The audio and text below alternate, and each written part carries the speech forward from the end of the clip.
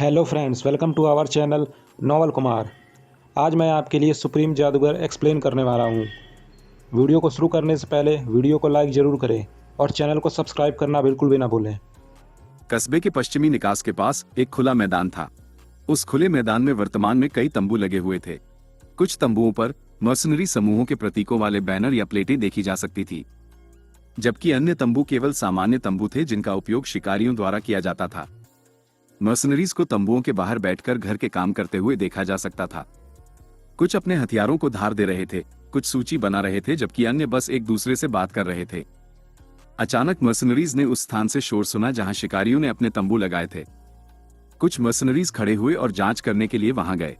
वहां पहुंचने पर उन्होंने कुछ टूटे हुए तंबू और साथ ही उन शिकारियों को देखा जिन्हें वर्तमान में पीटा जा रहा था। उन्होंने हमलावरों की ओर देखा और देखा कि उन्हें बहुत अधिक परवाह नहीं थी, क्योंकि उन्होंने अपनी एक तरफा लड़ाई जारी रखी। हमने तुमसे पहले ही एक बार जाने के लिए कहा था, तुम सुनते क्यों नहीं? एक छोटे शिकारी ने जमीन पर लेटे एक आदमी के चेहरे पर मुक्का मारते हुए कहा। क्या तुम फिर से गन मां का अनादर करने का साहस करते हो? एक लंबे चेहरे वाले आदमी ने कहा और जमीन पर लेटे एक अन्य शिकारी के हाथ पर पैर रख दिया। ये शिकारी कोई और नहीं बल्कि वही शिकारी थे जिन्होंने पहले लिन म्यू से लड़ाई की थी। चूंकि वे सराय इन में कमरा पाने में असमर्थ थे, इसलिए उनके पास कस्बे के पश्चिमी निकास पर अन्य शिकारियों के साथ तंबू लगाने के अलावा कोई विकल्प नहीं था। अधिकांश शिकारी नॉर्डन टाउन के मूल निवासी नहीं थे। वे आमतौर पर अधीनस्थ गांवों से आते थे और अधिकतर सरायों में रहते थे, क्योंकि वे कस्बे में घर नहीं खरीद सकते थे। इसके दो कारण थे। पहला ये कि कस्बे में बहुत कम खाली घर बचे थे और घर खरीदना महंगा भी था, विशेष रूप से उन शिकारियों के लिए जो साल में बमुश्किल कुछ सोने के सिक्के कमाते थे। घर खरीदना असंभव था। हालांकि ऐसा नहीं था कि हर शिकारी सर्दियों के दौरान सराय में रुकता था। जो शिकारी गांवों से आते थे वे सर्दियों के दौरान वहां लौट जाते थे और केवल वसंत के दौरान ही वापस आते थे। लानत है, वह बच्चा कल्टीवेटर कैसे बन गया? छोटे शिकारी ने एक बेहोश शिकारी को मुक्का मारते हुए चिल्लाकर कहा। फिर वो खड़ा हो गया और बेहोश आदमी को छोड़ने से पहले उसे आखिरी बार लात मारी। कुछ अन्य शिकारी पास आए और बेहोश आदमी को ले जाने से पहले उसे उठा लिया। ज्यादा मत सोचो, लीडर ग्यानमा जल्द ही उसका ख्याल रखेंगे, लंबे चेहरे वाले शिकारी ने उत्तर दिया। मैं उस बच्चे को अपने हाथों से मारना चाहता हूं। यहां तक कि लीडर को भी कल्टीवेटर बनने में सालों लग गए। उसे किसने सिखाया? छोटा शिकारी चेहरे पर हताशा के साथ बोला। एक हटे कट्टे शिकारी ने, जो बगल में खड़ा था, कहा, कस्बे में बहुत अधिक कल्टीवेटर्स नहीं हैं। यह निश्चित रूप से कस्बे का कोई व्यक्ति नहीं है, इसलिए ये केवल मर्सनरी कंपनियों का कोई व्यक्ति हो सकता है। लानत है इन मर्सनरीज पर, जहां उनकी जरूरत नहीं वहां अपनी नाक घुसा रहे हैं। पहले वे हमारे शिकार के मैदान छीनते हैं, फिर हमारी सराय, और अब वे हमारी शक्ति संरचना को बदलने की कोशिश कर रहे हैं। उस छोकरे जैसे कचरे को हमेशा कचरा ही रहना चाहिए और अपनी औकात जाननी चाहिए, छोटे आदमी ने कहा। अचानक हथियार निकाले जाने की आवाजें सुनाई दी। इसे फिर से कहने की कोशिश करो, एक भारी शरीर वाले मर्सनरी ने कर्कश आवाज में कहा। शिकारी घबरा गए क्योंकि उन्होंने अपने पीछे मर्सनरीज को खड़ा देखा। लंबे चेहरे वाले शिकारियों में से एक आगे आया और उसने मर्सनरी को एक छोटी थैली थमाई और उसे कुछ फुसफुसाया। शिकारी की बात सुनकर मर्सनरी ने थैली ली और बाकी लोगों के साथ पीछे हट गया।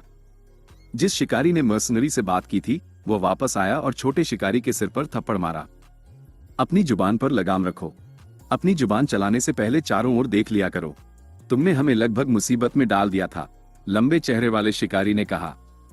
छोटे शिकारी ने विरोध नहीं किया और बस चुप रहा, जबकि बाकी शिकारियों ने तंबू लगाया। वापस नॉर्थ विंड सराय में लिन म्यू कमरे के चारों ओर देख रहा था। कमरा शिकार वाली झोपड़ी से कम 10 गुना बड़ा था। कमरे में 4 बिस्तर, एक मेज और 4 कुर्सियां थी। कमरे के दाईं ओर 2 खिड़कियां थी जिनसे नीचे की सड़क देखी जा सकती थी। लिन म्यू को उम्मीद नहीं थी कि कमरा इतना बड़ा होगा। कमरा स्पष्ट रूप से 4 लोगों के ठहरने के लिए बनाया गया था, लेकिन अभी उसने अकेले ही इस पर कब्जा कर लिया था। कोई आश्चर्य नहीं कि शिकारी यह कमरा चाहते थे, यह उन 4 लोगों के लिए काफी बड़ा है, लिन म्यू ने सोचा। लिन म्यू सराय के कर्मचारियों के व्यवहार से परेशान था, लेकिन समझ गया था कि यह कुछ ऐसा था जो उन्हें करना पड़ा। गनमा के शिकारी जबरदस्ती करने वाले गुंडे थे और अगर वे हार नहीं मानते तो वे शायद कर्मचारियों के साथ कुछ बुरा करते। गनमा शायद जल्द ही मेरे पीछे आएगा, मुझे उससे पहले उसकी कल्टीवेशन का अंदाजा लगाने की जरूरत है, लिन म्यू अपने आप से बुदबुदाया। हम तो यह वो जगह है जहां तुम रुकोगे, ज़ुकोंग ने लिन म्यू के मन के अंदर कहा। जी सीनियर, लिन म्यू ने उत्तर दिया। ऐसा लगता है कि जब भी तुम अपनी स्किल्स को ट्रेन करना चाहोगे तुम्हें हर बार जंगल में वापस जाना होगा, XUKONG ने कहा। वो मुझे वास्तव में करना होगा। बेशक, मैं उन्हें यहाँ प्रकट नहीं कर सकता, लिन म्यू बोला। और यह आदमी गनमा, मैं चाहता हूं कि तुम उसे खत्म कर दो। ये तुम्हारा पहला टेस्ट होगा, ज़ुकोंग ने आदेश दिया। लिन म्यू सीनियर ज़ुकोंग के शब्दों से थोड़ा हैरान हुआ, लेकिन फिर उन्होंने आगे समझाया। तुम्हें किसी समस्या को उसकी जड़ों से ही खत्म करना सीखना होगा। यदि तुम नहीं करते हो तो वे भविष्य में तुम्हें परेशान करने के लिए ही आएंगे, ज़ुकोंग ने कठोर लहजे में कहा। लिन म्यू ने सिर हिलाया और सीनियर ज़ुकोंग के टेस्ट को स्वीकार कर लिया। फिर वह कमरा छोड़कर नीचे डेस्क की ओर गया। वह क्लर्क के पास गया और पूछा कि रसोई कहाँ है। कृपया मेरे पीछे आएं, क्लर्क बोला। फिर लिन म्यू क्लर्क के पीछे सराय के पिछले हिस्से में गया जहां से वे बाहर आंगन में निकले। सराय की रसोई पीछे के आंगन में एक छोटी सी शेड में स्थित थी। वो उसे शेड में ले गया जहां एक मोटा और नाटा आदमी कुछ मांस काट रहा था। फैटी युआन, ये महोदय अपना भोजन बनाने के लिए रसोई का उपयोग करेंगे। कृपया सुनिश्चित करें कि उनके पास वो सब कुछ हो जिसकी उन्हें आवश्यकता है, क्लर्क ने रसोइये से कहा। फैटी युआन नाम के रसोइये ने कुछ नहीं कहा और प्रतिक्रिया में केवल एक घुरघुराहट की। क्लर्क इससे घबरा गया और लिन म्यू के चेहरे की ओर देखा। ये देखकर कि लिन म्यू को रसोइये के उपेक्षापूर्ण रवैये पर कोई आपत्ति नहीं है, उसने राहत की सांस ली। फिर उसने लिन म्यू को छोड़ दिया और अपने काम पर वापस चला गया। यहां जो चाहो इस्तेमाल करो, फैटी युआन अपना काम फिर से शुरू करने से पहले रूखेपन से बोला। लिन म्यू अपनी रिंग से मांस नहीं निकाल सका, इसलिए उसने केवल उन्हीं सामग्रियों का उपयोग किया जो पहले से ही वहां थी और अपने लिए कुछ नाश्ता बनाया। हालांकि इससे उसका पेट नहीं भरा, लेकिन यह उसके लिए कुछ समय तक चलने के लिए पर्याप्त था। अगली बार सराय आने से पहले उसे मांस निकालना होगा। नाश्ता खत्म करने के बाद लिन म्यू सराय से निकला और जिंगवे के एम्पोरियम की ओर चल दिया। वो उन सभी सामग्रियों को बेचना चाहता था जो उसने इन कुछ दिनों के दौरान जमा की थी और एक हथियार नियमावली, वेपन मैनुअल, खोजने का प्रयास भी करना चाहता था। लिन म्यू ने कस्बे के चारों ओर देखा और देखा कि लोगों ने मोटे और गर्म कपड़े पहनना शुरू कर दिया है। उसे खुद ऐसे कपड़ों की कोई जरूरत नहीं थी क्योंकि उसका शरीर ठंड का प्रतिरोध रेजिस्ट करेगा और उसके शरीर को सामान्य तापमान पर रखेगा। कुछ मिनट बाद वह सुनसान गली में पहुंच गया। लिन म्यू दुकान तक गया और उसके पास मौजूद सभी सामग्रियां निकाल ली। अनजाने में उसने काफी बड़ी मात्रा में सामग्री जमा कर ली थी। अब लिन म्यू के सामने एक समस्या आई। वो दुकान में एक साथ इतनी सारी सामग्री लाने को उचित नहीं ठहरा सकता था, क्योंकि वो यह नहीं दिखा पाएगा कि वो उन्हें यहाँ कैसे लाया। यहाँ तक कि लिन म्यू ने जो स्लेड बनाई थी, वो भी इतनी सारी सामग्री ले जाने के लिए पर्याप्त नहीं होगी। इसलिए उसने केवल आधी सामग्री निकाली और बाकी को वापस रिंग में रख दिया। फिर उसने स्लेज को दुकान के किनारे रखा और दुकान का दरवाजा खोला। आश्चर्यजनक रूप से दरवाजा अभी भी खोलना कठिन लग रहा था, भले ही लिन म्यू पहले से बहुत अधिक शक्तिशाली था। उसने इस पर ध्यान नहीं दिया और अंदर जाने से पहले कुछ चीजें उठा ली। उसने चीजों को खाली काउंटर पर रखा और बाकी को लेने के लिए वापस गया। जब वो सभी चीजें अंदर ले आया तो उसने काउंटर पर रखी छोटी घंटी बजाई। कुछ मिनट बाद डुअन के काउंटर के पीछे के दरवाजे से बाहर निकली। उसने काउंटर की ओर देखा जो जानवरों की सामग्रियों से लबालब भरा था और वो चिढ़ गई। काउंटर पर 21 जानवरों की खालें, सींग, पंख और कई और हड्डियां पड़ी थी। डुअन के ने फिर मन ही मन आह भरी। डुअन के को निश्चित रूप से उम्मीद नहीं थी कि लिन म्यू एक सप्ताह के भीतर इतनी सारी जानवरों की सामग्री लाएगा। उसे ऐसा लगा कि लिन म्यू ने इस बार खुद को पीछे छोड़ दिया है, क्योंकि सामग्री को देखकर वह बता सकती थी कि उनमें से अधिकांश उच्च श्रेणी हाई टियर के जानवरों की थी। मेरा मानना है कि तुम यहाँ इन सामग्रियों को बेचने आए हो, डुअन के बोली। और कुछ चीजें खरीदने के लिए भी, लिन म्यू ने जल्दी से जोड़ा। कुछ लेन देन के बाद लिन म्यू समझ गया था कि डुअन के को यह पसंद नहीं आता था यदि वो केवल बेचता था और कुछ खरीदता नहीं था। उसके हाव भाव देखकर वो कम से कम इतना तो बता सकता था कि शायद उसका दिन अच्छा नहीं जा रहा था, इसलिए वो उसे और अधिक नाराज नहीं करना चाहता था। लिन म्यू वास्तव में सही था कि डुअन के का दिन अच्छा नहीं जा रहा था। वो 2 दिन पहले निकली तलवार की मंशा, स्वॉर्ड इंटेंट के बारे में सुराग खोज रही थी। उसके दादाजी भी किसी छिपे हुए कल्टिवेटर के प्रमाण के लिए पुस्तकालय, लाइब्रेरी को स्कैन करने की पूरी कोशिश कर रहे थे। उसके दादाजी के पुस्तकालय में सामग्री की एक विशाल मात्रा थी, इतनी अधिक कि इसकी तुलना शीर्ष संप्रदायों, टॉप सेक्ट्स से की जा सकती थी। यदि छिपे हुए कल्टिवेटर जिसने आरोहण, असेंडेड किया था या दबदबे वाली स्वॉर्ड इंटेंट के बारे में कोई सुराग होता, तो वो पुस्तकालय में मौजूद होता। ऐसी कोई संभावना नहीं थी कि एक कल्टिवेटर जिसमें आरोहण करने की क्षमता हो या जिसमें अद्वितीय स्वॉर्ड इंटेंट हो, वह अपना हर निशान छुपाने में सक्षम हो।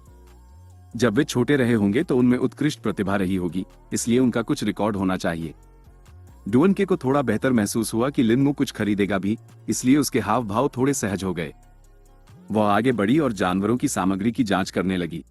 कुछ सामग्रियां थोड़ी क्षतिग्रस्त थीं, लेकिन उनमें से अधिकांश ठीक थी। सामग्री की गुणवत्ता की पुष्टि करने के बाद डुअनके ने उनके मूल्य की गणना की। उच्च श्रेणी हाई टियर वालों के साथ कुछ मध्यम श्रेणी मिड टियर की जानवरों की सामग्रियां भी मिश्रित थीं, इसलिए उसे कुछ मिनट लगे। 5 मिनट बाद उसने अपनी गणना पूरी कर ली और निष्कर्ष निकाला कि यह 27 सोने, 59 चांदी और 11 तांबे के सिक्के हैं। सच कहूं तो डुअनके लिन मू के पैसा कमाने की गति से थोड़ी हैरान थी। 1 महीने पहले उसके पास केवल 20 तांबे के सिक्के थे और अब वह इसके बजाय सोने के सिक्के कमा रहा था। वो उसकी शक्ति की वृद्धि से भी स्तब्ध थी। उसे देखकर ही वह बता सकती थी कि वह कम से कम बॉडी टेम्परिंग रेल्म के 9th स्टेज पर पहले से ही था। आपका कुल 27 सोने, 59 चांदी और 11 तांबे के सिक्के होगा, डुअनके बोली। लिन म्यू ने इस कीमत पर सिर हिलाया, क्योंकि उसने पहले ही इसके आसपास होने का अनुमान लगाया था। मैं तलवार के लिए एक वेपन्स ट्रेनिंग मैनुअल खरीदना चाहूंगा, लिन म्यू ने कहा। ठीक है, दाईं ओर से चौथे शेल्फ पर जाओ और जो तुम्हें पसंद हो उसे चुन लो, डुअनके ने उत्तर दिया। लिन म्यू ने सिर हिलाया और दाईं ओर मुड़ा और शेल्फ की ओर गया। जब वो पुरानी पुस्तिकाओं और स्क्रॉल को देख रहा था, तभी सीनियर ज़ुकोंग उसके मन में बोले, यहां अपनी मेहनत बर्बाद मत करो। इनमें से कोई भी मैनुअल्स तुम्हारे समय के लायक नहीं है। तुम्हें इसके बजाय उस महिला से बेहतर मांगना चाहिए। वो बहुत सारे रहस्य छुपा रही है। इस दुकान के चारों ओर छिपाने वाले और भ्रम पैदा करने वाले फॉर्मेशंस रखे गए हैं, ज़ुकोंग बोले। लिन म्यू को संदेह था कि जिंग वे और डुअनके कल्टिवेटर्स थे, लेकिन अब सीनियर ज़ुकोंग के शब्दों ने इसकी पुष्टि कर दी थी। वो सोच रहा था कि उनका कल्टिवेशन बेस क्या हो सकता है। क्या आप जानते हैं कि उनका कल्टिवेशन लेवल क्या है, सीनियर ज़ुकोंग? लिन म्यू ने चुपचाप पूछा। ऐसा करने के लिए मुझे अपनी स्पिरिट सेंस का उपयोग करना होगा, लेकिन अगर मैंने ऐसा किया तो वे सतर्क हो जाएंगे और जान जाएंगे कि मैं यहां हूं। लेकिन फॉर्मेशन से मैं बता सकता हूं कि उनमें से कम एक बहुत उच्च स्तर का कल्टिवेटर है, ज़ुकोंग ने उत्तर दिया। यदि तुम इतने जिज्ञासु हो तो तुम स्वयं इसे महसूस करने का प्रयास क्यों नहीं करते? ज़ुकोंग एक हंसी चकल के साथ बोले, जैसे कि वह किसी मजेदार चीज का इंतजार कर रहे हों। लिन म्यू को सीनियर ज़ुकोंग का लहजा सुनकर थोड़ा अजीब लगा, लेकिन उसने ज्यादा नहीं सोचा। वो काउंटर पर लौटा और देखा कि डुअनके सामग्री को दुकान के पिछले हिस्से में ले जा रही थी। डुअनके ने देखा कि लिन म्यू वापस आ गया है, इसलिए मान लिया कि उसने एक मैनुअल चुन लिया है। मुझे वो मैनुअल दिखाओ जिसे तुम खरीदना चाहते हो, डुअनके बोली। ओ, मुझे वे वेपन मैनुअल्स नहीं चाहिए, मुझे उनसे बेहतर चाहिए, लिन म्यू बोला और उसने डुअनके के कल्टिवेशन बेस की जांच करने के लिए अपनी स्पिरिट सेंस का उपयोग किया। लेकिन लिन म्यू उसके कल्टिवेशन बेस का पता लगाने में असफल रहा। उसे ऐसा लगा जैसे उसकी स्पिरिट सेंस को उसके करीब जाने से रोकने वाली कोई बाधा, बैरियर हो। डुअनके इससे स्तब्ध थी, लेकिन उसने इसे अपने चेहरे पर नहीं दिखाया। क्या ऐसा है? तो कृपया यहां थोड़ी देर प्रतीक्षा करें, डुअनके ने उत्तर दिया। फिर डुअनके ने आसानी से एक ही बार में सारी सामग्री उठा ली और काउंटर के पीछे के दरवाजे में चली गई। लिन म्यू ने सीनियर ज़ुकोंग से उस बाधा के बारे में पूछा जो डुअनके को घेरे हुए थी। वह एक रक्षात्मक स्पिरिट टूल का प्रभाव था। यह उसे स्पिरिट सेंस की जांच से बचा रहा था, ज़ुकोंग बोले। तो फिर उसका कल्टिवेशन बेस क्या होगा? लिन म्यू ने सवाल किया। खैर, केवल स्पिरिट टूल्स का उपयोग करने की उसकी क्षमता से तुम मान सकते हो कि वह ची रिफाइनिंग रेल्म से ऊपर है, क्योंकि स्पिरिट टूल्स का उपयोग करने के लिए आपको न्यूनतम को कंडेंसेशन रेल्म में होना चाहिए, ज़ुकोंग ने समझाया। लिन म्यू ने थूक गटका और थोड़ा घबरा गया, क्योंकि अकेला डुअनके ही उसे हराने के लिए पर्याप्त मजबूत थी। कौन जानता है कि उसके दादा जिंग वे कितने मजबूत थे? सीनियर ज़ुकोंग की जानकारी से उसे पहले ही पता चल गया था कि जिंग वे उन दोनों में से अधिक मजबूत था और वह व्यक्ति था जिसने ये फॉर्मेशंस लगाए थे। 5 मिनट बाद डुअनके अपने पीछे जिंग वे के साथ दरवाजे से बाहर निकली। वे काउंटर पर खड़े होने के लिए आए जब जिंग वे बोला, तो मेरी पोती कहती है कि तुम्हें यहाँ के वेपन्स मैनुअल्स पसंद नहीं है और तुम बेहतर गुणवत्ता वाले चाहते हो, जिंग वे ने एक मनोरंजक लहजे में कहा। लिन म्यू ने सिर हिलाया और बोला, हाँ मालिक जिंग वे, तो मुझे देखने दो कि तुम कितने मजबूत हो गए हो, जिंग वे ने कठोर लहजे में कहा। इससे पहले कि लिन म्यू जवाब में कुछ कह पाता, उसे अपने सिर में चुभन वाला दर्द महसूस हुआ, जिसका उसने अनुमान लगाया कि वो जिंग वे की स्पिरिट सेंस थी। लेकिन अगले ही पल उसे लगा जैसे एक घूंघट ने उसके शरीर को पूरी तरह से ढक लिया और उसके सिर का दर्द रुक गया। लिन म्यू ने तब अपने सामने दादा और पोती की जोड़ी को देखा और वो डर गया। उन दोनों की हालत अच्छी नहीं लग रही थी। उनके चेहरे से खून उतर गया था और वे पीले पड़ गए थे। उनके माथे पर पसीना देखा जा सकता था, जबकि डुअन के सीधे डर से कांप रही थी। कुछ सेकंड बाद सीनियर ज़ुकोंग उसके मन में फिर से हंसे। अचानक जिंग वे ने अपनी कलाई पर काले मोतियों वाले कंगन ब्रेसलेट को पकड़ा और उसे तोड़ दिया। अगले ही पल वो देख सकता था कि जिंग वेई और डुअन के उस चीज से मुक्त लग रहे थे जो उन्हें परेशान कर रही थी। हुन्फ, और मैं अभी मजा लेना शुरू ही कर रहा था, ज़ुकोंग बुदबुदाया। वो घूंघट जिसे लिन म्यू ने अपने शरीर को ढके हुए महसूस किया था, धीरे धीरे गायब हो गया। फिर उसने जिंग वे को बोलते हुए सुना, ठीक है, तुम मेरी शर्तों को पूरा करते हो, अब इसे लो और कृपया जाओ, जिंग वे ने जल्दी से कहा। एक पुस्तिका के साथ काउंटर पर सिक्कों की एक थैली दिखाई दी। इसने लिन म्यू को आश्चर्यचकित कर दिया, क्योंकि जिंग वे ने अभी अभी एक स्पेशल ट्रेजर का उपयोग किया था। वे इतने समय से अपनी क्षमताओं को छुपा रहे थे, लेकिन अब उन्होंने अचानक सभी दिखावा छोड़ दिया और स्पेशल ट्रेजर का उपयोग करके ये प्रकट कर दिया कि वे एक कल्टिवेटर थे। लिन म्यू ने सिक्कों की थैली और पुस्तिका ली। फिर वो मुड़ा और तेजी से पुरानी दुकान से बाहर निकल गया, क्योंकि उसे लगा कि उस समय ऐसा करना ही सही था। उसने बगल में रखी स्लेज को छुआ और उसे रिंग में जमा स्टोर कर दिया। लिन म्यू गली से बाहर निकला और पुरानी दुकान को पीछे छोड़ दिया। उसे अचानक की में एक उतार चढ़ाव महसूस हुआ, जिससे वो पीछे मुड़ गया। पीछे मुड़ने पर लिन म्यू ने देखा कि वह गली जिसमें पुरानी दुकान स्थित थी, गायब हो गई थी। कैसे? लिन म्यू अपने आप से बुदबुदाया। वो कंसीलिंग फॉर्मेशन सक्रिय हो रहा था, और ये एक उच्च श्रेणी हाई ग्रेड का कंसीलिंग फॉर्मेशन भी है, ज़ुकोंग बोले। एक हाई ग्रेड का कंसीलिंग फॉर्मेशन? लिन म्यू ने सवाल किया। ये डाउ शेल रेल्म के कल्टिवेटर की इंद्रियों से किसी स्थान को छिपाने के लिए पर्याप्त मजबूत है, ज़ुकोंग ने लिन म्यू के सवाल जारी रखने से पहले ही समझा दिया। चलो जंगल लौटते हैं, तुम्हें उस वेपन मैन्युअल को देखना चाहिए जो उस बूढ़े आदमी ने तुम्हें दिया था, XUKONG ने कहा। जी सीनियर, लिन म्यू ने उत्तर दिया। लिन म्यू के कस्बे से बाहर निकलने के बाद उसने सीनियर ज़ुकोंग के अजीब व्यवहार के साथ साथ दादा और पोती की डरी हुई जोड़ी के बारे में सोचा। वो सोच रहा था कि उसे सीनियर ज़ुकोंग से पूछना चाहिए या नहीं, क्योंकि यह उसके दिमाग को कुरेद रहा था। जब लिन म्यू बाहर था, उसे कोई अंदाजा नहीं था कि दुकान में जो कुछ हुआ था, उसने अब जिंग वे को जीवन भर के लिए डरा दिया था। 15 मिनट पहले जब लिन म्यू ने डुअन के से बेहतर गुणवत्ता वाले वेपन मैनुअल के लिए पूछा था, तो उसने वास्तव में बुरा नहीं माना था। यदि वो इसकी कीमत चुकाने के लिए तैयार था, तो वो उसे उच्च गुणवत्ता वाला मैनुअल बेचने के लिए तैयार थी। लेकिन जब डुअन के ने अपने रक्षात्मक स्पिरिट टूल को सक्रिय होते महसूस किया, तो वो उसका अंतर्निहित अर्थ समझ गई।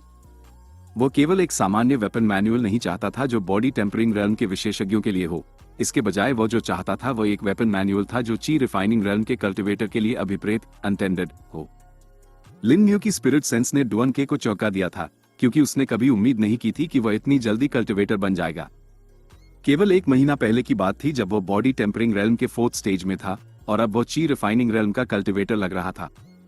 उसने जो देखा उससे डुअन के बता सकती थी कि लिन म्यू बॉडी टेम्परिंग रेल्म के 9th स्टेज पर था जब वो ची रिफाइनिंग रेल्म का विशेषज्ञ बना। इन सभी विचारों को अपने मन के पिछले हिस्से में धकेलते हुए डुअन के ने पहले अपने दादाजी को सूचित करने का निर्णय लिया। उसने काउंटर से सामग्री उठाई और दुकान के पिछले हिस्से की ओर चल दी। फिर उसने छत से लटके लैंप को बुझा दिया और विशाल आंगन में दिखाई दी।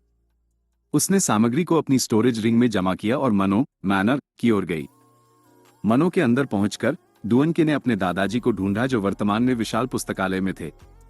उसने जल्दी ही उन्हें एक शेल्फ के पास खड़ा पाया जो एक किताब पढ़ रहे थे। जिंग वे को अपनी पोती की बेचैनी का एहसास तब हुआ जब वो पुस्तकालय में दिखाई दी। पहले उन्होंने सोचा कि यह इसलिए था क्योंकि उसे कुछ सुराग मिल गए थे, लेकिन जब वो बोली, ये कुछ ऐसा नहीं था जिसकी उन्होंने उम्मीद की थी। दादाजी, वो लड़का लिन म्यू जानवरों की सामग्री बेचने आया था और अब वो हाई ग्रेड वेपन मैनुअल मांग रहा है, डुअन के बोली। जिंग वे ने हाथ में पकड़ी किताब को पढ़ना बंद कर दिया और मुड़ने से पहले उसे वापस शेल्फ पर रख दिया। हम तो उसे क्यों लगता है कि हमारे पास वे मैनुअल्स हैं? जिंग वे ने अपनी दाढ़ी सहलाते हुए पूछा। उसने अब अपनी स्पिरिट सेंस को परिष्कृत रिफाइंड कर लिया है। उसने मेरे कल्टीवेशन बेस को महसूस करने की कोशिश की, डुअन के ने उत्तर दिया। कौन सा स्टेज? जिंग वे ने संक्षेप में सवाल किया। कम से कम बॉडी टेम्परिंग रेल्म का 9th स्टेज, डुअन के ने उत्तर दिया। यदि उसमें तुमसे पूछने और यहां तक कि खुले तौर पर तुम्हारे कल्टीवेशन बेस को महसूस करने की हिम्मत है, तो मुझे लगता है कि हम उसका परीक्षण टेस्ट कर सकते हैं, जिंग वे ने एक मनोरंजक अभिव्यक्ति के साथ कहा। जिंग वे फिर मनो से बाहर निकले और दुकान के प्रवेश द्वार की ओर चल दिए। डुअन के अपने दादाजी के साथ चल रही थी और लिन मू के बारे में सोच रही थी। वो सोच रही थी कि उसे किस तरह का सौभाग्यपूर्ण एनकाउंटर फॉर्चुनेट एनकाउंटर मिला जिसने उसे इतनी जल्दी कल्टिवेटर बनने दिया। जल्द ही वे दुकान के प्रवेश द्वार पर पहुंच गए और पीछे के कमरे में दिखाई दिए। डुअनके ने दरवाजा खोला और अपने पीछे जिंग वेई के साथ दुकान में प्रवेश किया। जिंग वेई ने चुपचाप डुअनके को इशारा किया और उसे पीछे हटने के लिए कहा, क्योंकि उनका इरादा इस स्थिति से निपटने का था। तो मेरी पोती कहती है कि तुम्हें यहाँ के वेपन मैन्युअल्स पसंद नहीं हैं और तुम बेहतर गुणवत्ता वाले चाहते हो, जिंग वे ने एक मनोरंजक लहजे में कहा। लिन न्यू ने सिर हिलाया और बोला, हाँ मालिक जिंग वे, तो मुझे देखने दो कि तुम कितने मजबूत हो गए हो, जिंग वे ने कठोर लहजे में कहा। जिंग वे का इरादा पहले लिन न्यू के कल्टिवेशन बेस को आंकने का था, इसलिए उन्होंने अपनी स्पिरिट सेंस का उपयोग किया। जिंग वे का अपना कल्टिवेशन बेस सील्ड था और इसलिए वे अपनी तकनीकों या कौशलों का उपयोग नहीं कर सकते थे। इस प्रकार उन्होंने लिन न्यू का परीक्षण करने के लिए जो तरीका चुना था वो सीधे लिन न्यू के दिमाग पर दबाव डालना था। जिंग वे ने आसानी से लिन न्यू के कल्टिवेशन बेस को महसूस किया, जो ची रिफाइनिंग रेल्म के प्रारंभिक चरण अर्ली स्टेज में था।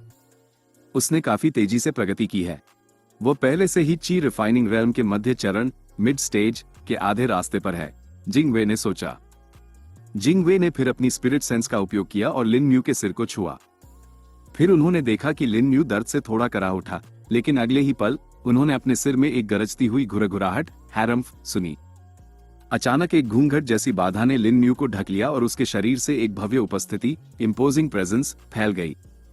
जिंग वे उस उपस्थिति को साकार होते हुए भी देख सकते थे। धीरे धीरे दबाव भारी होता जा रहा था। वे इसका विरोध करने में सक्षम थे, लेकिन उन्हें नहीं लगा कि डुअनके इसे बहुत लंबे समय तक सहन कर पाएगी। उपस्थिति और भी घनी हो गई और अब उसने उनकी दृष्टि पर पूरी तरह से कब्जा कर लिया था। न तो जिंग वेई और न ही डुअनके को अब अपने सामने एक खाली काले शून्य वॉइड के अलावा कुछ भी दिखाई दे रहा था। दुकान और लिन न्यू उनकी दृष्टि से ओझल हो गए थे। अचानक जिंग वेई ने अपने सामने एक विशाल आकृति, कलोसल फिगर को प्रकट होते देखा। वह आकृति अंधेरे में छिपी हुई थी और उसका केवल एक धुंधला सा साया, सिलोएट, देखा जा सकता था। विशाल साए पर 10 विशाल सुनहरी पीली आंखें खुली। जैसे ही जिंग वे की आंखें उन 10 आंखों से मिली, उन्होंने अनुभव किया कि सच्चा आतंक, टेरर कैसा होता है। ऐसा लग रहा था जैसे वह उपस्थिति उन्हें अस्तित्व समाप्त करने का आदेश दे रही हो। वे उस प्राणी की शक्ति की कल्पना करने के करीब भी नहीं पहुंच सकते थे, जो केवल अपनी उपस्थिति के गुण से ऐसा दबाव डाल सकता था। जिंग वे ने 1000 साल पहले हुए युद्ध में निषिद्ध महाद्वीप, फॉरबिडन कॉन्टिनेंट के आक्रमणकारियों के खिलाफ लड़ाई लड़ी थी। उस युद्ध के दौरान उन्होंने आक्रमणकारियों द्वारा बनाए गए मंदिरों, श्राइन्स को नष्ट कर दिया था। इन मंदिरों का कार्य दूसरे क्षेत्र, रेल्म, से एक दुष्ट जानवर को बुलाने में सहायता करना था। आक्रमणकारी एक बार दुष्ट जानवर को बुलाने के करीब पहुंच गए थे और दूसरे क्षेत्र के लिए एक समनिंग पोर्टल को आंशिक रूप से खोलने में सक्षम थे। जिंग वे अपने समय के अन्य विशेषज्ञों के साथ समनिंग को रोकने गए थे। तभी उन्होंने उस प्राणी की शक्ति का अनुभव किया था जो इमॉर्टल असेंशन रेल्म से ऊपर था। लेकिन उस जानवर की पूरी ताकत भी इस प्राणी की मात्र उपस्थिति के करीब नहीं आ सकती थी। पिछले कुछ दिनों में उन्होंने एक कल्टिवेटर को आरोहण करते हुए महसूस किया था और एक छिपे हुए विशेषज्ञ की अद्वितीय स्वॉर्ड इंटेंट का भी अनुभव किया था। उन्होंने सोचा था कि ये 2 घटनाएं पहले से ही काफी चौंकाने वाली थी, लेकिन उन्होंने कभी नहीं सोचा था कि वे जल्द ही एक ऐसे प्राणी का सामना करने जा रहे हैं जो उससे भी अधिक शक्तिशाली था। डुअनके की हालत जिंग वेई से भी खराब थी। उसके मन में शुद्ध आतंक के अलावा और कोई विचार नहीं थे। वो डर से कांप रही थी और कुछ भी सोच नहीं पा रही थी। उसने हिलने के बारे में नहीं सोचा, उसने विरोध करने के बारे में नहीं सोचा, उसने मरने के बारे में नहीं सोचा। वह अपने पिछले स्वरूप का एक खोल बन गई थी जो अब केवल आतंक से भरा था। डुअनके और जिंग वेई दोनों पसीने से तरबतर थे। हालांकि वास्तविक दुनिया में केवल कुछ ही सेकंड बीते थे, लेकिन उन दोनों को ऐसा लगा जैसे साल बीत गए हों। जिंग वे इस स्थिति से बाहर निकलने का रास्ता खोजने की कोशिश कर रहे थे। उनके पास एक समाधान था जो निश्चित रूप से काम करने वाला था, लेकिन वे इसका उपयोग नहीं करना चाहते थे क्योंकि इसका उपयोग केवल एक बार किया जा सकता था। जिंग वे जानते थे कि यदि वह वास्तविक प्राणी होता तो वे जीवित नहीं बच पाते, लेकिन यह उस प्राणी की मात्र उपस्थिति थी जो लिन न्यू पर अंकित थी।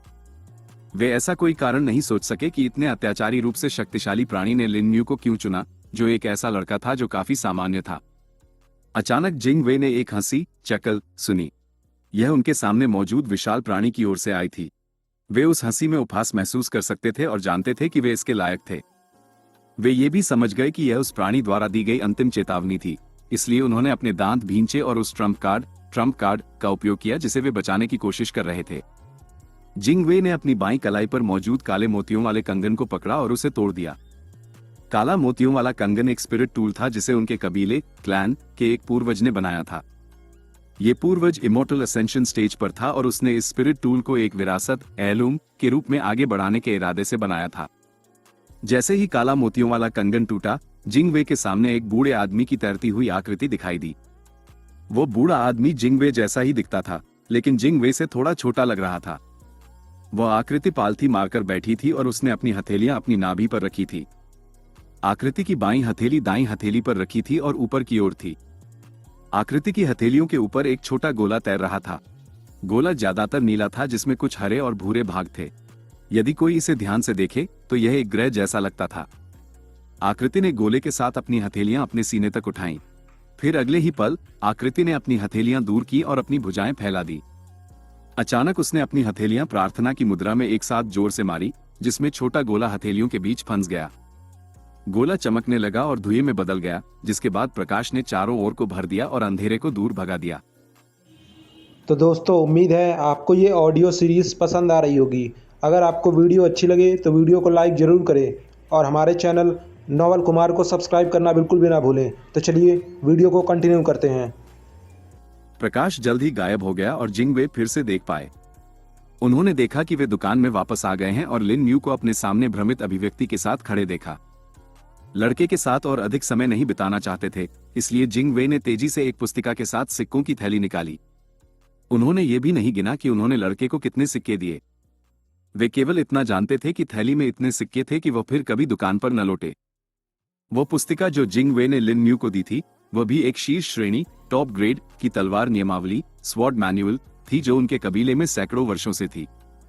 यहाँ तक कि जब वे अपने कबीले में थे तब भी उनके पास इस मैनुअल का अभ्यास करने का अधिकार नहीं था, और अब जब वे बूढ़े हो गए थे तो उनके पास इसका अभ्यास करने का कोई कारण नहीं था।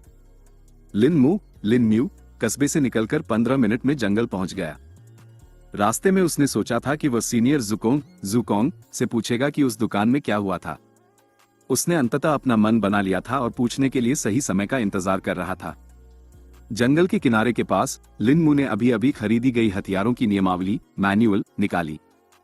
उसने नियमावली खोली और उसका शीर्षक देखा। शीर्षक देखते ही उसके चेहरे पर भ्रम के भाव आ गए। इसका शीर्षक था 1000 armament blade scripture. 1000 armament blade scripture. Lin ने विवरण पढ़ना शुरू किया और वह और भी अधिक भ्रमित हो गया। नियमावली में शुरुआत में तलवार के उपयोग का वर्णन तक नहीं था, बल्कि इसके बजाय इसने कई अलग अलग हथियारों का उपयोग सिखाया था। इसे स्पष्ट रूप से समझने की इच्छा से लिन बैठ गया और पूरी एकाग्रता के साथ उस पुस्तिका को पढ़ा। पूरी पुस्तिका पढ़ने में उसे 2 घंटे से अधिक का समय लगा। पूरी पुस्तिका समाप्त करने के बाद वह अंततः शीर्षक और कई अलग अलग हथियारों को सिखाने का कारण समझ गया। नियमावली ने पहले कई अलग अलग हथियारों का उपयोग करना सिखाया और केवल तभी जब वे इन्हें सीख लें तब इसने तलवार का उपयोग करना सिखाया। इसने 1000 अलग अलग हथियारों के सार को मिलाया और उन्हें एक तलवार कला के रूप में परिष्कृत रिफाइंड किया था। नियमावली पढ़ने के बाद लिन ने एक लंबी सांस छोड़ी। नियमावली की शिक्षाएं जटिल थीं और उन्हें सीखने के लिए उसे लंबे समय की आवश्यकता होगी। उसके पास नियमावली से सीखने के लिए आवश्यक अधिकांश हथियार तक नहीं थे। लिन को आ भरते देख सीनियर जुकोंग लिन के मन में बोले, क्या हथियारों की नियमावली तुम्हारी पसंद की नहीं है? जुकोंग ने पूछा। नहीं, ऐसा नहीं है। कृपया आप स्वयं देखिए सीनियर, लिन ने उत्तर दिया। जुकोंग ने पुस्तिका को स्कैन किया और बोलने से पहले 1 मिनट के लिए शांत हो गए। हथियारों की नियमावली की गुणवत्ता बहुत उच्च है, लेकिन इसे सीखने की कठिनाई भी उतनी ही है। यहां तक कि इसे सीखने की आवश्यकताएं भी बहुत हैं। जुकोंग बोले, ऐसा लगता है कि तुम्हें वे सभी हथियार प्राप्त करने होंगे जो नियमावली के लिए आवश्यक हैं। हालांकि तुम उन हथियारों के साथ भी प्रयास कर सकते हो जो तुम्हारे पास पहले से हैं। जुकोंग ने सलाह दी। लिन ने सिर हिलाया और उन हथियारों के साथ अभ्यास शुरू करने का निर्णय लिया जो उसके पास पहले से थे। बाकी हथियार उसे बाद में कस्बे से खरीदने होंगे। लिन ने फिर उन सिक्कों की जांच करने के बारे में सोचा जो उसे जिंग वे से मिले थे। उसने रिंग से सिक्कों की थैली निकाली और अंदर देखा। पहली अजीब बात जो उसने महसूस की वह ये थी कि थैली का वजन उसमें मौजूद सिक्कों की मात्रा की तुलना में बहुत कम था। दूसरी बात जो उसे अजीब लगी वह ये थी कि थैली के अंदर उसे केवल सोने के सिक्के दिखाई दे रहे थे, वहां कोई चांदी या तांबे के सिक्के नहीं लग रहे थे। वास्तव में अंदर कितने सिक्के थे, ये गिनने के लिए लिन ने थैली की सामग्री को बाहर उड़ेल दिया। जैसे ही उसने थैली खाली करना शुरू किया, उसे तीसरी अजीब बात पता चली। थैली से सिक्के बिना रुके बाहर निकलते रहे। इस जादुई दृश्य को देखकर लिन का मुंह सदमे में खुला का खुला रह गया। 1 मिनट बाद ही थैली से सोने के सिक्के निकलना बंद हुए। लिन के सामने वर्तमान में सोने के सिक्कों का एक छोटा पहाड़ मौजूद था।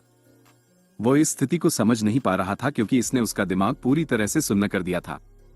लिन को अपने मन को शांत करने के लिए कामिंग हार्ट सूत्र का उपयोग करना पड़ा। शांत होने के बाद लिन ने सोने के सिक्के गिनना शुरू किया। सभी सिक्कों को गिनने में उसे 30 मिनट लगे। अंतिम कुल योग ने उसे चौंका दिया और थोड़ा डरा भी दिया। उस छोटे पहाड़ में सिक्कों की कुल संख्या 5000 थी। ये लिन द्वारा अपने जीवन में देखी गई धन की सबसे बड़ी राशि थी। ये राशि उसके लिए अकल्पनीय थी। यहां तक कि वह थैली जिसमें ये सिक्के थे, वह भी एक स्थानिक भंडारण उपकरण, स्पेशल स्टोरेज टूल थी। सिर्फ उस सिक्कों की थैली की कीमत शायद उन सोने के सिक्कों के बराबर थी, या शायद उससे भी अधिक। लेकिन जिंग वेई मुझे इतनी बड़ी संपत्ति क्यों देंगे? लिन ने सोचा। एकमात्र कारण जो लिन सोच सकता था वो सीनियर जुकोंग थे। यह शायद सीनियर जुकोंग के प्रभाव के कारण हुआ था। आपने जिंग वेई के साथ क्या किया, सीनियर जुकोंग? लिन ने पूछा। मैंने बस थोड़ा मजा किया, जुकोंग एक लापरवाह स्वर में बोले। आपका क्या मतलब है? लिन ने सवाल किया। मैंने उसे थोड़ा डरा दिया, या यूं कहें कि वह वार्ड था जो मैंने तुम पर लगाया था, जुकोंग ने उत्तर दिया। कौन सा वार्ड? ओह, क्या आपका उपहार से यही मतलब था? लिन ने पूछताछ की। हाँ, मेरे घोंसले नेस्ट से निकलने से पहले मैंने तुम पर एक वार्ड लगाया था। यह मूल रूप से मेरी छाप, इम्प्रिंट है, जो किसी भी ऐसे कल्टीवेटर को चेतावनी देगी जो तुमसे अत्यधिक शक्तिशाली है, जुकोंग बोले। हालांकि मुझे लगता है कि इसका प्रभाव मेरे मूल इरादे से कहीं अधिक गंभीर रहा होगा। इसने उससे एक शीर्ष श्रेणी का सुरक्षात्मक आत्मिक उपकरण, top grade defensive spirit tool तक बर्बाद करवा दिया। अगर वो थोड़ी देर और सहन कर लेता तो दबाव अपने आप रुक जाता, जुकोंग ने समझाया। लिन अब निशब्द था। उसने नहीं सोचा था कि सीनियर जुकोंग ने जिसे केवल एक चेतावनी के रूप में बनाया था, वो जिंग वेई को आतंकित कर देगा।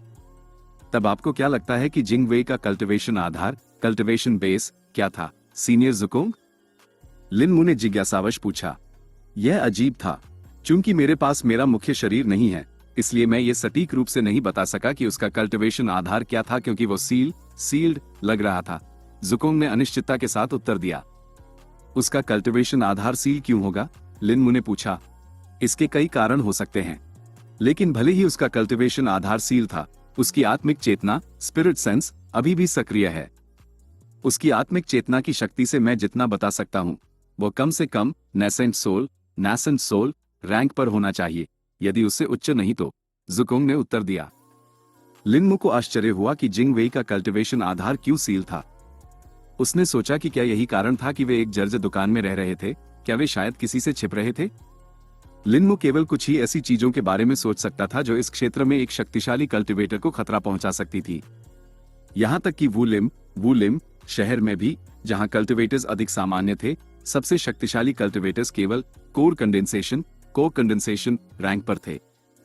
जिंग वेई के लिए, जो शायद नैसेंट सोल रैंक पर था, वुलिम शहर कमजोर छोटी मछलियों से भरा एक छोटा तालाब था। अगर वो शहर पर कब्जा करना चाहता तो शहर का मेयर किसी भी तरह से विरोध नहीं कर पाता।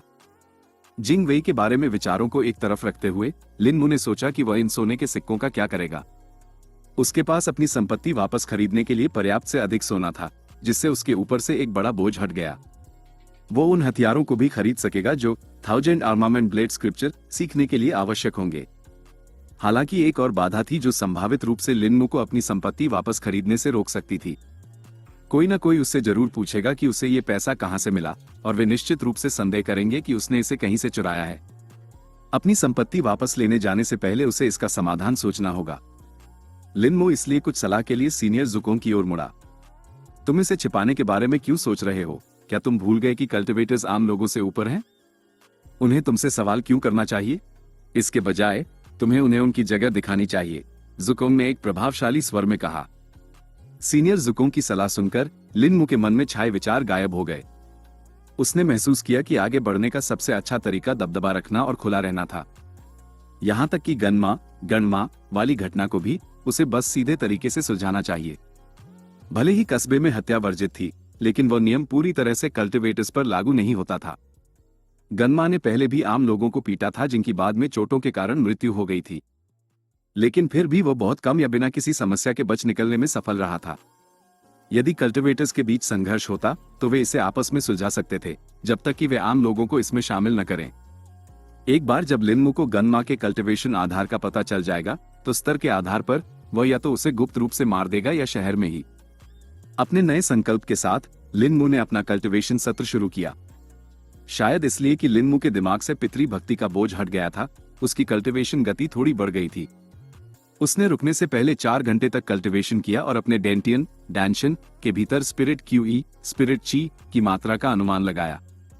लिनमू ने अपने डेंटियन को स्कैन किया और अनुमान लगाया कि उसके पास लगभग 670 स्पिरिट क्यूई के कतरे विस्प्स थे।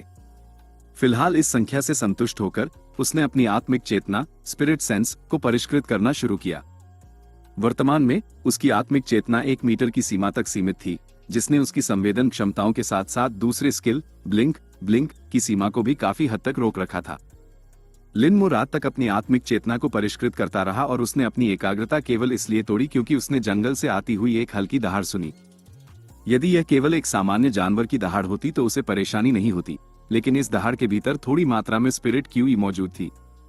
एक स्पिरिट बीस्ट, लिनमू बुदबुदाया। लिनमू खड़ा हो गया और अपनी आत्मिक चेतना फैलाई, जो अब बढ़कर 1.5 मीटर लंबी हो गई थी। अपनी आत्मिक चेतना की सीमा बढ़ाने में उसने अपनी स्पिरिट क्यूई का लगभग आधा भंडार खर्च कर दिया था। मुझे थोड़ा सावधान रहना होगा क्योंकि मेरे पास केवल आधी स्पिरिट क्यूई बची है, लिनमू ने सोचा। लिनमू ने आवाज पर ध्यान केंद्रित किया और स्पिरिट बीस्ट के स्थान का अनुमान लगाया। उसने अनुमान लगाया कि जानवर उसके स्थान से बहुत दूर नहीं होना चाहिए। वह यह भी सोच रहा था कि जानवर इतनी दूर क्यों आ गया।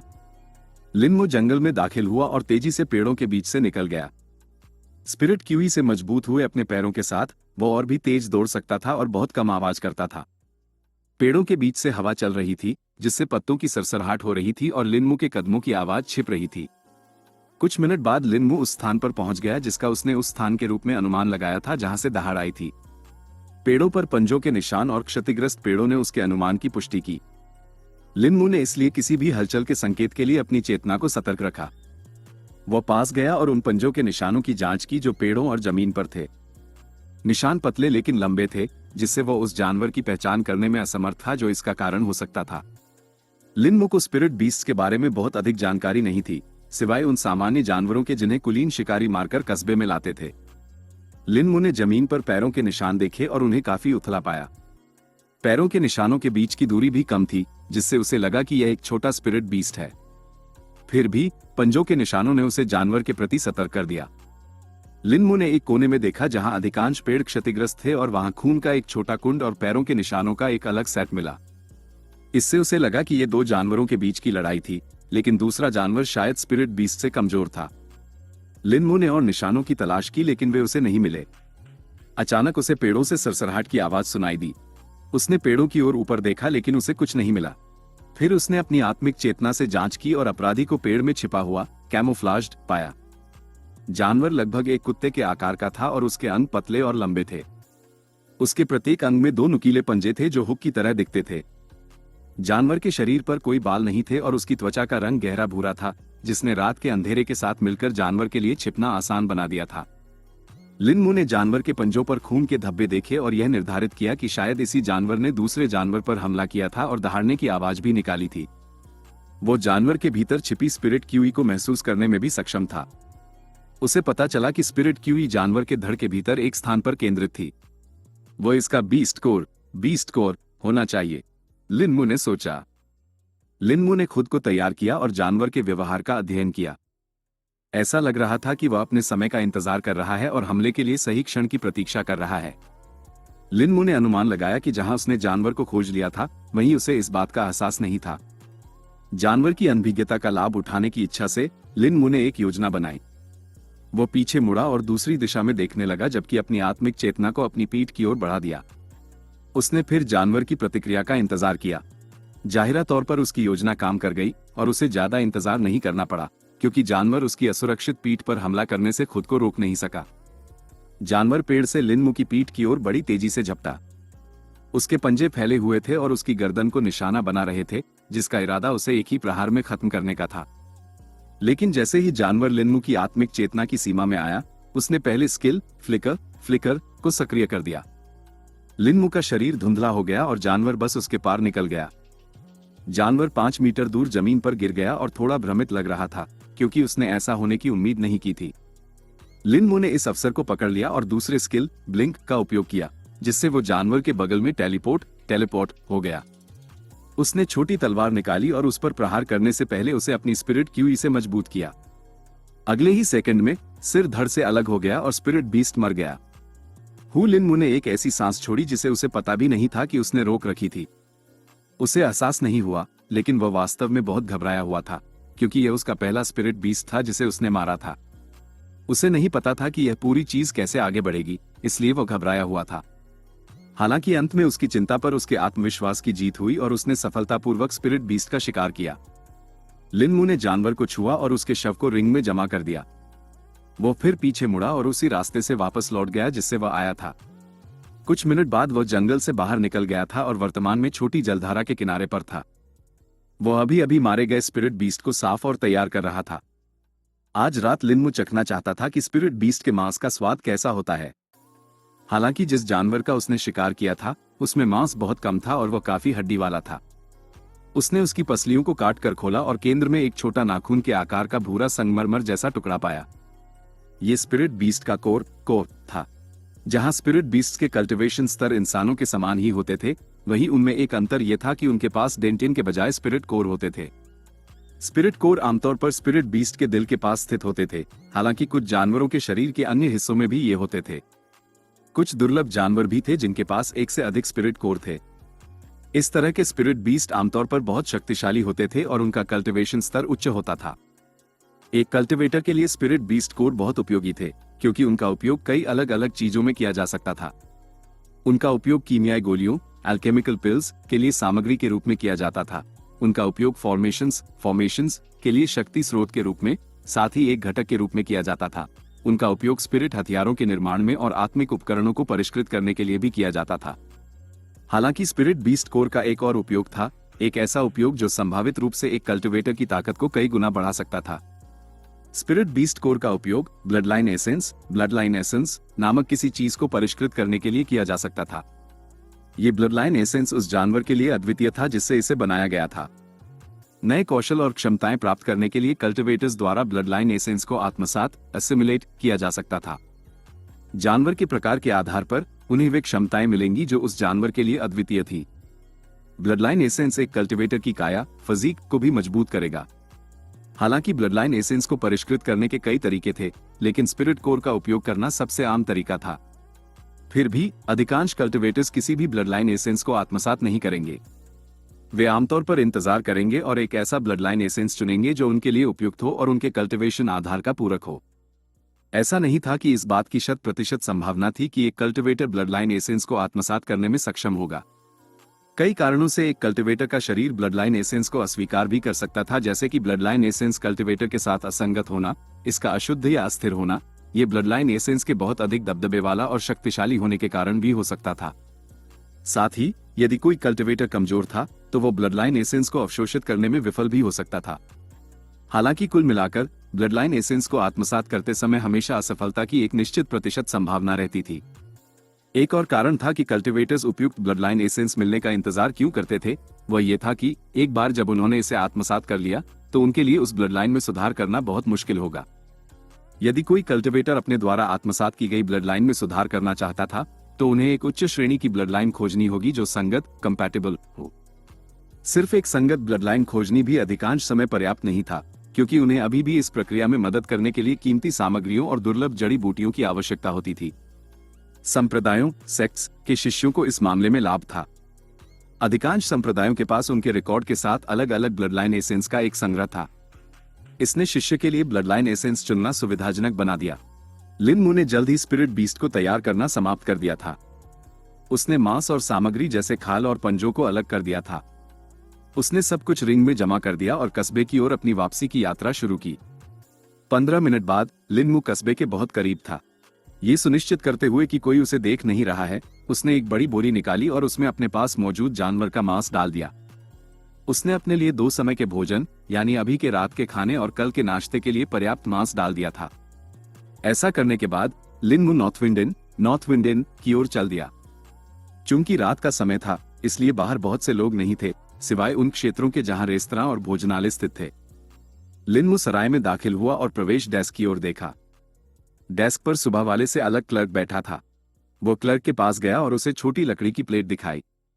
क्लर्क उसे पहले से ही जानता हुआ लग रहा था, इसलिए उसने सम्मान के साथ जवाब दिया और उससे पूछा कि क्या उसे कोई सहायता चाहिए। लिन मू ने बस उससे कहा कि वो रसोई का उपयोग करना चाहता है, जिस पर क्लर्क ने सिर हिलाया और उसे अपने पीछे आने का इशारा किया। लिन मू क्लर्क के पीछे पिछवाड़े में स्थित रसोई तक गया। वहां उसने रसोइया फैटी युआन को एक तरफ बैठकर लौकी गोड से पीते हुए देखा। वो बड़े बड़े घूंट ले रहा था और पहले से ही नशे में लग रहा था। लिन मू के साथ कुछ शब्द बोलने के बाद क्लर्क ने उसे विदा किया और चला गया। लिन मू खाना पकाने के क्षेत्र में गया और बड़ी बोरी से मांस निकाला। उसने मांस धोया और उसे काट दिया। फिर उसने कुछ सब्जियां और मसाले लिए जो एक तरफ रखे हुए थे और उन्हें भी काट दिया। ऐसा करने के बाद उसने एक बड़ा बर्तन लिया जो दीवार से लटका हुआ था और उसे चूल्हे पर रख दिया। अन्य सामग्रियों के साथ मांस डालते हुए लिन मू ने बर्तन को ढक दिया। उसने देखा कि चूल्हे में केवल अंगारे बचे थे और कोई लपटें नहीं बची थी, इसलिए उसने और लकड़ी डाली और आग जलाई। उसने चूल्हे के मुंह के सामने धौंकनी बेलोज रखी और चूल्हे में हवा फूंकना शुरू कर दिया। जल्द ही आग धधकने लगी और बर्तन में खाना पकने लगा। लिन मू ने धौंकनी चलाना बंद कर दिया और बैठ गया। उसने सेवरिंग हार्ट सूत्र का जाप करना शुरू किया और उपभोग की गई स्पिरिट क्यूई को पुनः प्राप्त किया। जब वह ये कर रहा था, रसोइया फैटी युआन धुंधली आंखों से उसे देख रहा था। रसोइये का चेहरा लाल था और वह खुद से ही बड़बड़ाता हुआ लग रहा था।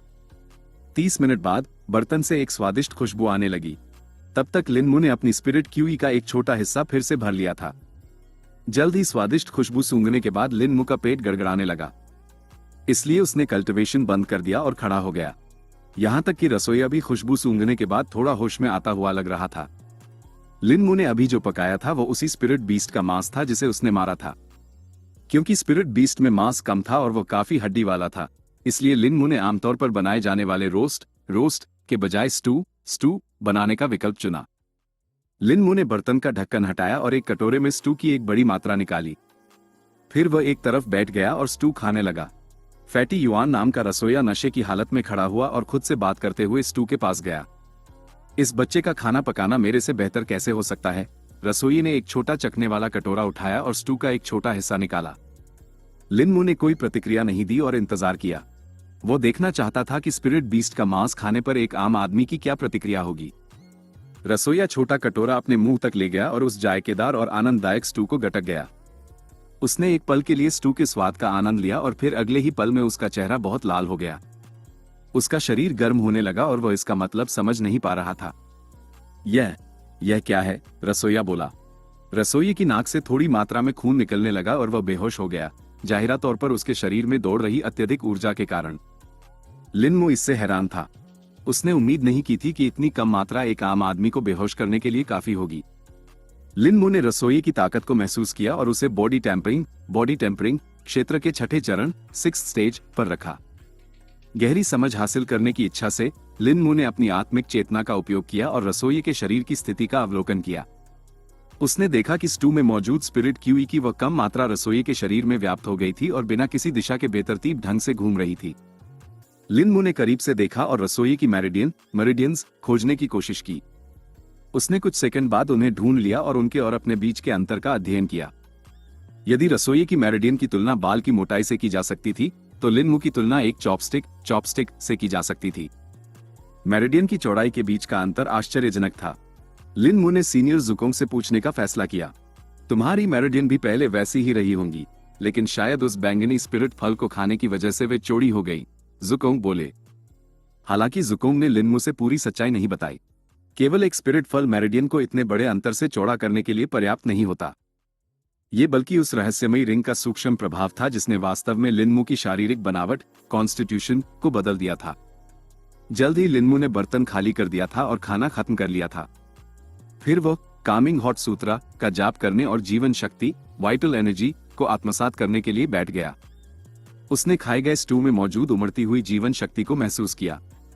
उसने ये भी महसूस किया कि जानवर के मांस में मौजूद स्पिरिट क्यूई उसके शरीर द्वारा बिना अधिक प्रयास के आसानी से अवशोषित कर ली गई थी। मांस में मौजूद स्पिरिट क्यूई उसके पूरे भंडार को फिर से भरने के लिए पर्याप्त थी। पूरी स्पिरिट क्यूई को आत्मसात करने के बाद लिन मो खड़ा हुआ और अपने कमरे की ओर चल दिया। वह अपने बिस्तर पर बैठ गया और अपना कल्टीवेशन सत्र जारी रखा। उसने कुछ घंटों तक कल्टीवेशन किया जब तक कि उसे थकान और नींद महसूस नहीं होने लगी। लिन मो जल्द ही सो गया और स्लीपस्केप में दिखाई दिया। अंततः लिन मो के लिए 1000 आर्मामेंट ब्लेड स्क्रिप्चर का अभ्यास शुरू करने का समय आ गया था। नियमावली में कई हथियारों का वर्णन किया गया था और उनमें से लिन मो के पास एक भाला, स्पीयर, कुल्हाड़ी, एक्स, छोटी कुल्हाड़ी, हैचेट और खंजर, डैगर था जिनके साथ वह अभ्यास कर सकता था। उसने भाले से शुरुआत की क्योंकि यह उसे सबसे आसान लगा। नियमावली में प्रत्येक हथियार के लिए सरल चालें और मुद्राएं, स्टांसेस बताई गई थी। हालांकि वे अभ्यास करने में सरल लग रहे थे, लेकिन उनमें उस हथियार का शुद्ध सार समाहित था।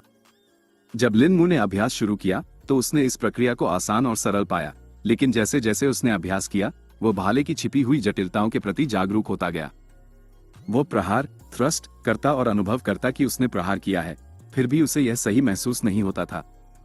ऐसा लग रहा था जैसे नियमावली उसे उसकी कमजोरियों को उजागर करवा रही थी। थोड़ी ही देर में लिन मो अभ्यास में खो गया। उसे एहसास तक नहीं हुआ कि कब घंटों बीत गए और सुबह हो गई। उसकी चेतना स्लीपस्केप से गायब हो गई और उसके शरीर में लौट आई। लिन मो ने धीरे से अपनी आंखें खोली और ऊपर की अपरिचित छत को देखा। खिंचाव लेने के लिए खड़ा होते हुए लिन मो ने अपने शरीर को लचीला बनाया। फिर उसने अपने दरवाजे पर दस्तक सुनी, जिससे वह उसे खोलने के लिए प्रेरित हुआ। यह वही क्लर्क था जिसने दस्तक दी थी। नाश्ता तैयार है, सर, या आप फिर से खुद खाना बनाना पसंद करेंगे? क्लर्क ने पूछा। दोनों, लिन मो ने संक्षेप में उत्तर दिया।